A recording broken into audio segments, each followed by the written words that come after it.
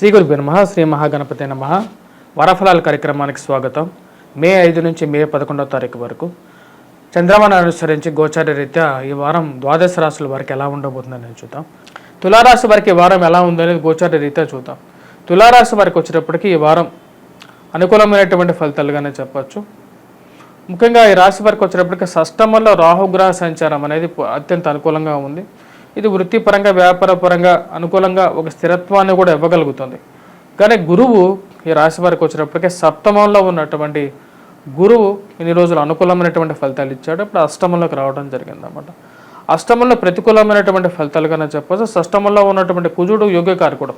ఇది వృత్తిపరంగా వ్యాపారపరంగా కూడా అనుకూలంగా ఉంటుంది. రియల్ ఎస్టేట్ సంబంధితమైన విషయాలలో ఎక్కువగా అనుకూలంగా ఉంటుంది.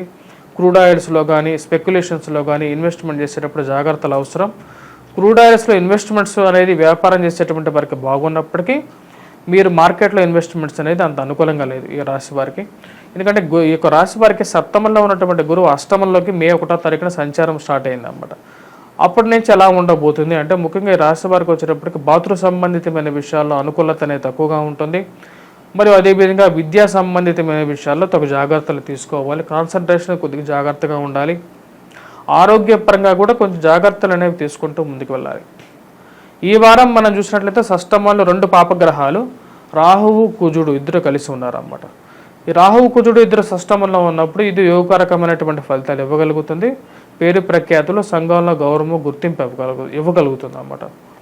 మరియు సప్తమంలో ఉన్నటువంటి రవి వచ్చేటప్పటికీ వైవాహిక జీవితంలో కొన్ని మాటల విషయాల్లో జాగ్రత్త అనేది అవసరం వైవాహిక విషయాల్లో. మరియు అదేవిధంగా సప్తమంలో ఉన్నటువంటి రవి యొక్క దృష్టి వచ్చేటప్పటికి జన్మరాశి మీద ఉన్నప్పుడు ఆరోగ్యపరంగానే కాకుండా శరీరంలో అధికమైనటువంటి వేడిని జ్వరపీడత్వాన్ని కలిగించడానికి జరుగుతుంది అన్నమాట. ఆ విషయంలో జాగ్రత్త అనేది అవసరం. ధన సంబంధితమైన విషయాల్లో అనుకూలమైనటువంటి ఫలితాలు పొందడం అనేది జరుగుతుంది. ఎందుకంటే షష్టమంలో కుజగ్రహ సంచారం జరుగుతుంది కాబట్టి. అష్టమంలో గురువు ఎప్పుడైతే మారతాడో కొన్ని విషయాల్లో ప్రతికూలమైనటువంటి విషయాలు కూడా ఇవ్వడం అనేది జరుగుతుంది. ముఖ్యంగా వైవాహిక జీవితంలో అడుగుపెట్టాలనుకునే మీరు చేస్తున్నటువంటి ప్రయత్నాల్లో కొన్ని ఎక్కువ అడ్డంకులు అనేది ఏర్పడతాయి. ప్రేమ సంబంధితమైన విషయాల్లో తగు జాగ్రత్తలు అనేది అవసరం. లివింగ్ రిలేషన్షిప్స్లో కానీ ప్రేమ విషయాల్లో కానీ మానసికమైనటువంటి బాధలు ఎక్కువగా గురి చేసే విధంగా ఉంటుంది కాబట్టి తగు జాగ్రత్తలు తీసుకోవాల్సినటువంటి ముఖ్యమైనటువంటి సూచన.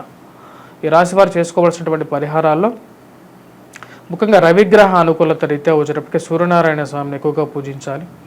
అదేవిధంగా దత్తాత్రేయ స్వామి ఆరాధన అనేది మొదలుపెట్టినట్లయితే అనుకూలమైనటువంటి ఫలితాలు ఎక్కువగా పొందడం అనేది జరుగుతుంది.